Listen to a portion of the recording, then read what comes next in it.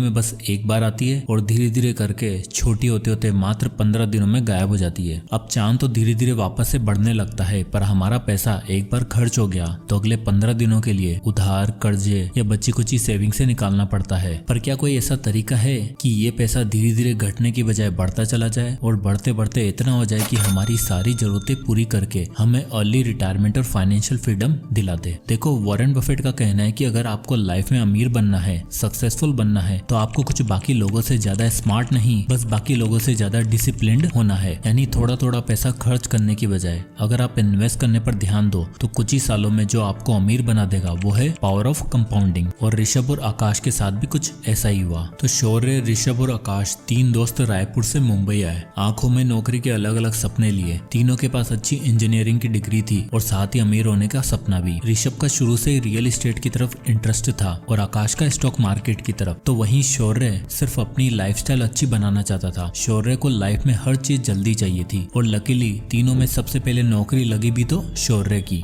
महीने की 30,000 तनख्वाह पे मुंबई में शौर्य ने सारे सपने पूरे करने का डिसीजन बना लिया। मुंबई का पार्टी कल्चर, लिविंग एक्सपेंसेस, खाना पीना और अलग अलग डेस्टिनेशन शौर्य को भी भाग गए और वो हर महीने ये सारी चीजें जरूर एक्सप्लोर करता। 23 साल का शौर्य अब ज्यादा समझदार और इंडिपेंडेंट हो चुका था। उसे फैमिली तो चलानी नहीं थी, बस अपना करियर बनाना था। इसलिए उसने ऋषभ और आकाश से अलग रहने का डिसीजन लिया, जहां उसके बाकी ऑफिस कलीग भी रहते थे। आए तो तीनों साथ थे, पर शौर्य अब अपने ऑफिस के पास वाली सोसाइटी में एक अपार्टमेंट में रहने लग गया था, जहां का रेंट था 10 से 12 हजार रुपए और ये जगह उसके ऑफिस से नजदीक भी थी। वहीं आकाश और ऋषभ ओल्ड पनवेल में रहते थे, जहां रेंट और प्रॉपर्टीज काफी सस्ते और अपॉर्चुनिटी ज्यादा। अब ऋषभ को शुरू से रियल एस्टेट में इंटरेस्ट था और जब वो पनवेल शिफ्ट हुआ तो शुरू के 3-4 महीने उसके पास नौकरी नहीं थी। वो अपने पिताजी से पैसे मंगवाकर अपना खर्चा चलाता। अब ऋषभ सिर्फ नौकरी नहीं ढूंढ रहा था, वो पनवेल में और नवी मुंबई में रियल एस्टेट प्रॉपर्टी पर स्टडी कर रहा था। 2009 में 23 साल का ऋषभ 10 रुपए की चाय और वड़ा पाव पर गुजारा करके इतनी इन्फॉर्मेशन हासिल कर चुका था कि बस उसे एक बड़ी न्यूज और एक बड़े अमाउंट की जरूरत थी। ऋषभ को पता चला कि नई मुंबई अगले 10-15 सालों में खूब डेवलप होने वाली है। यहाँ मेट्रो आने वाली है और ये ओल्ड पनवेल भी नवी मुंबई के डेवलपिंग हिस्सों में आने वाला है। तो ऋषभ ने एक रियल एस्टेट कंपनी में नौकरी पकड़ी, जहाँ उसकी तनख्वाह बहुत कम थी, मात्र 15,000 रुपए, पर इन्फॉर्मेशन का भंडार था। सडनली ऋषभ को पनवेल में एक ऐसी प्रॉपर्टी मिल गई जहां कंस्ट्रक्शन शुरू होने वाला था और वहां लैंड अलॉट हो रहे थे। ऋषभ ने अपने पापा को फोन करके 15 लाख रुपए इस प्रॉपर्टी में इन्वेस्ट करने के लिए कहा और ये वादा किया कि 10 साल के अंदर अंदर यहाँ डेवलपमेंट होने वाला है और हम इसी 3-4 प्रॉपर्टी खरीद के पूरी तरीके से फाइनेंशियली फ्री हो जाएंगे। अब एक इंडियन फादर कहाँ मानने वाले थे, पर कैसे भी करके ऋषभ ने उन्हें कन्विंस किया और 15 लाख रुपए डलवा लिए। साल 2011 में वो प्रॉपर्टी बनकर तैयार हो गई। उसके साथ ही वहाँ शॉपिंग कॉम्प्लेक्स, हॉस्पिटल, स्कूल बना। ऋषभ ने वो प्रॉपर्टी रेंट पर डाली और 2% का रेंटल यील्ड निकाला। अब ऋषभ की प्रॉपर्टी का दाम बढ़ते जा रहा था और शुरुआती 5 सालों में उसकी प्रॉपर्टी ने रंग दिखाना शुरू कर दिया और 5 साल में उसकी प्रॉपर्टी की वैल्यू 30,17,000 हो चुकी थी और उसे मंथली 60,000 रुपए रेंट आने लग गया था। साथ ही उसकी जॉब भी अच्छी होती जा रही थी। ये दिखाता है कि ऋषभ ने पैसा कमाने से भी पहले उसको ऐसी जगह इन्वेस्ट करने के बारे में सोचा जहाँ उसको फ्यूचर में इनकम आती रहे। वहीं दूसरी तरफ शौर्य 2011 में 25 साल का हो चुका था और अब उसकी लाइफ पूरी तरीके से चेंज हो चुकी थी। उसे मुंबई की फ्लैशी कल्चर की आदत लग चुकी थी और अब वो लाइफ के बड़े बड़े परचेज बिना कुछ सोचे समझे करने लग गया था। 50,000 सैलरी होने के बाद और 3 साल नौकरी करने के बाद शौर्य हर वो काम करने लग गया था जो उसके कलीग किया करते। उसके दोस्तों ने गाड़ी खरीदी तो शौर्य का भी मन हुआ कि अपनी गाड़ी ली जाए। भाई साहब शोरूम में जाते हैं और इन्हें पसंद आती है 6 लाख रुपए की सेडान गाड़ी। अब 6 लाख रुपए एक साथ तो नहीं थे, तो बनवा ली EMI। और अब आप यहाँ देख ही सकते हो कि रेंट के साथ साथ शौर्य का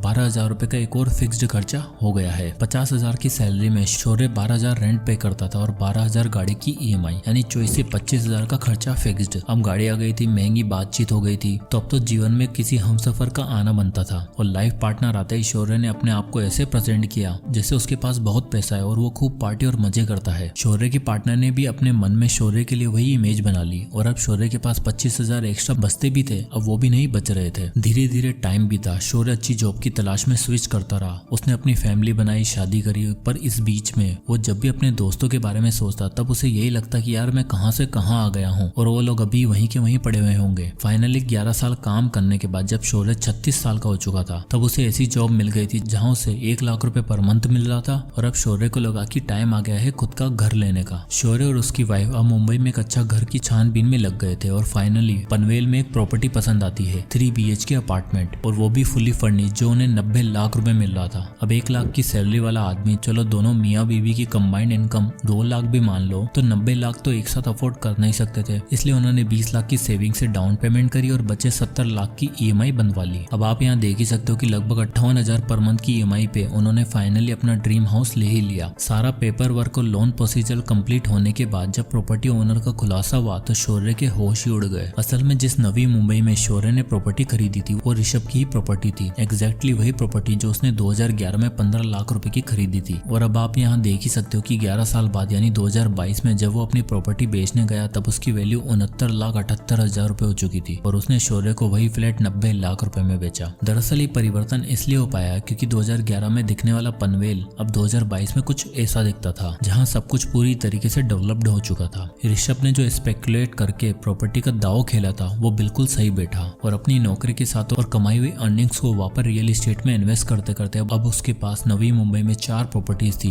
जिसमें से एक खरीदी शौर्य ने। तो जैसे ही शौर्य ने ऋषभ को देखा वो हैरान हो गया और ऋषभ ने उससे मिलने के बाद बताया कि भाई मैंने इन 13 सालों में 4 प्रॉपर्टी खरीद ली है। दरअसल मैं नवी मुंबई में तब इन्वेस्ट किया था जब वो डेवलप हो रही थी और रियल एस्टेट इकलौती ऐसी चीज है जो इन्फ्लेशन के दायरे में इतनी नहीं आती। उल्टा इन्फ्लेशन के साथ साथ रियल एस्टेट भी ग्रो होता है और साथ ही बढ़ती प्रॉपर्टी के रेट्स भी और आसपास होती डेवलपमेंट के साथ रेंट भी इंक्रीज हो जाते हैं, यानी पावर ऑफ कंपाउंडिंग के साथ पावर ऑफ रेंटिंग भी। 36 की एज में ऋषभ के पास इतना पैसा था कि वो आराम से रिटायर हो सकता था और उसका एसेट उसे पैसा कमा कर दे रहा था। वॉरेन बफेट कहते हैं, if you don't find a way to make money while you sleep you will be working till your last breath. और कुछ ऐसा ही हाल था शौर्य का। इन दोनों में बातचीत चली रही थी कि इतने में आकाश का जिक्र हुआ। शौर्य ने पूछा कि आकाश कहाँ है आजकल, नौकरी के लिए कहीं धक्के तो नहीं खा रहा? तो ऋषभ ने बताया नहीं भाई, उसकी गेम तो एकदम अलग है। उसने 2 साल नॉर्मल जॉब करने के बाद दलाल स्ट्रीट में नौकरी करी और अब वो वहीं पर प्लेस्ड है। रुक उसको भी बुलाता हूँ। आकाश का इंतजार करते शौर्य और ऋषभ दोनों एक होटल में बैठे हुए थे। तभी आकाश एक ट्रू जेंटलमैन सेंस में अपनी गाड़ी से उतरता है और दोनों से बड़े दिनों बाद मिलकर बहुत खुश होता है। आकाश का सिंपल वे ऑफ लिविंग देखकर शौर्य पूछता है कि भाई तुम्हारा क्या हाल है, लाइफ में कुछ हुआ कि नहीं, पैसा रुपया कमाया कि नहीं ढंग से? इस पर आकाश बड़ी ग्रेसफुली रिप्लाई करता है कि भाइयों बस अगले 5 सालों में रिटायर होने वाला हूँ। शौर्य मनी मन सोचता है कि एक साला रिटायर भी हो गया है और एक 5 साल बाद होने वाला है और मैं अकेला अगले 20 साल तक घर की EMI भरने के लिए काम करूंगा क्या? आउट ऑफ क्यूरियोसिटी शौर्य पूछ ही लेता है कि भाई 5 साल में कहीं लॉटरी तो नहीं लगने वाली? इस पर आकाश उन दोनों को अपनी लाइफ स्टोरी बताता है। कहता है कि मेरी कोई लॉटरी नहीं लगने वाली, बल्कि मैं सेविंग्स रूल और कंपाउंडिंग रूल की मदद से पैसा कमाया है और अब इतना हो चुका है कि बस 3-4 साल बाद रिटायर हो जाऊंगा। तो आकाश कंटिन्यू करते हुए बताता है कि हुआ यूं कि मेरी पहली नौकरी लगी एक ट्रेडिंग कंपनी में एज एन IT टेक्नीशियन। वहाँ मेरा काम तो अलग था पर मैंने स्टॉक मार्केट के कुछ दाव पेश सीखे और अपनी 25,000 की सैलरी में से कुछ पोर्शन सेव करके इन्वेस्ट करता रहा। इन्वेस्ट करने के लिए मैंने जिस सेविंग मेथड का यूज किया था वो था 50-30-20 रूल। मैंने 25,000 की सैलरी में से 50% हिस्सा अपनी नीड्स के लिए रखा, 30% वॉन्ट्स और एंटरटेनमेंट सोर्सेज के लिए और बाकी बचा 20% यानी 5,000 रुपए SIP के थ्रू इन्वेस्ट किया। आकाश ने बताया कि उसे सबसे पहले मार्केट के बारे में सीखना था और इन्वेस्टमेंट के लिए जो सबसे बेस्ट चीज थी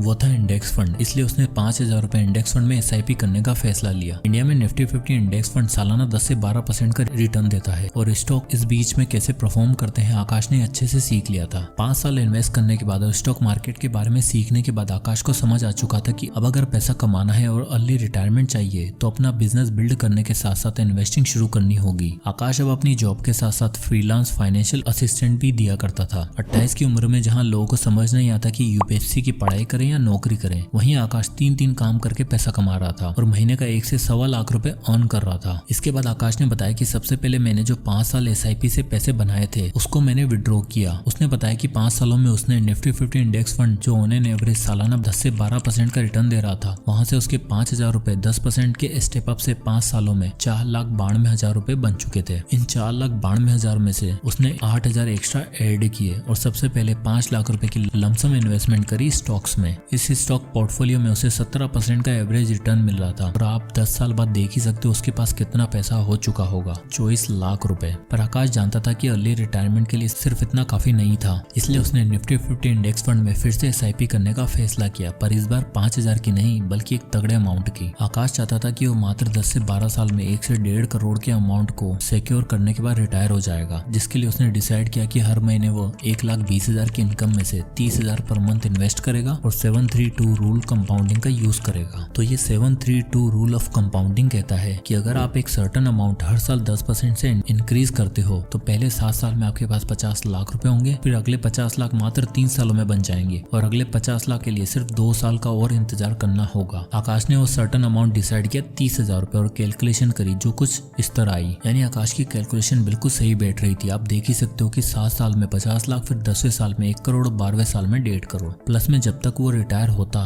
तब तक उसके पास 25 लाख के स्टॉक भी तो था जिससे उसे डिविडेंड भी मिल रहा होगा। पर इस कैलकुलेशन में एक बहुत बड़ी दिक्कत थी। आकाश ने सोचा 1.5 करोड़ रुपए जो 12 साल बाद कैलकुलेशन में शो हो रहे हैं, क्या 12 साल में इन्फ्लेशन के बाद भी इनकी वैल्यू सेम ही रहेगी क्या? तब उसने इंडिया में चल रहे 6% एवरेज इन्फ्लेशन को भी एडजस्ट करा, जिसकी कैलकुलेशन कुछ इस तरह थी। आप यहाँ देख ही सकते हो इन्फ्लेशन एडजस्ट करने के बाद उन 1.5 करोड़ की एक्चुअल वैल्यू मात्र 71 लाख रुपए होगी। तो आकाश को ये समझ आ चुका था कि 30,000 रुपए से तो काम नहीं होने वाला है। उसे अपनी रिटायरमेंट के लिए 1 करोड़ की जरूरत थी जो 30,000 पर मंथ की SIP से अचीव नहीं होने वाला था। इसलिए उसने पहले दिन से 50,000 पर मंथ इन्वेस्ट किया और अब आप रिजल्ट देख ही सकते हो। 732 रूल ऑफ कंपाउंडिंग, उसका 1 करोड़ का टारगेट 12 साल में आराम से अचीव हो जाएगा, वो भी आफ्टर इन्फ्लेशन। यानी अगर तीनों दोस्तों में देखा जाए तो आकाश ने बाकी दोनों को आराम से आउट प्ले कर दिया। चलो ऋषभ को तो रियल एस्टेट में पावर ऑफ कंपाउंडिंग देखने को मिल गई और 36 की एज में वो फाइनेंशियली फ्री भी हो गया। अब देखो रियल एस्टेट में आपको बल्क में कैपिटल चाहिए जो सही टाइम पे ऋषभ के पापा ने डाल दी। पर आकाश की टेक्निक और मल्टीपल इनकम सोर्सेज से पैसा कमाने की अप्रोच सबसे ज्यादा रियलिस्टिक और एप्लीकेबल लगती है, जिसको शौर्य ने कभी समझने की कोशिश ही नहीं करी। अभी 36 की एज में ऋषभ रिटायर हो चुका था और आकाश भी 3-4 साल बाद रिटायरमेंट लेने ही वाला था। पर शौर्य वो तो भी 20 साल और नौकरी करेगा क्योंकि उसके घर की EMI जो चुकानी है, बच्चे का महंगा स्कूल में एडमिशन करवाया है, उसकी फीस भी भरनी है और जो महंगी लाइफस्टाइल शुरू से बनाई थी उसे मेंटेन भी तो करना है, जिसमें आराम से 1 से 1.5 लाख रुपए खर्च हो ही जाएंगे। ये एक सबसे बड़ा डिफरेंस है रिच और मिडिल क्लास माइंडसेट के लोगों में। मिडिल क्लास माइंडसेट के लोग पैसा आते ही उसे 10 जगह खर्च करने की सोचते हैं। आप में से कितने ऐसे होंगे जिनकी सैलरी आने से पहले एक शॉपिंग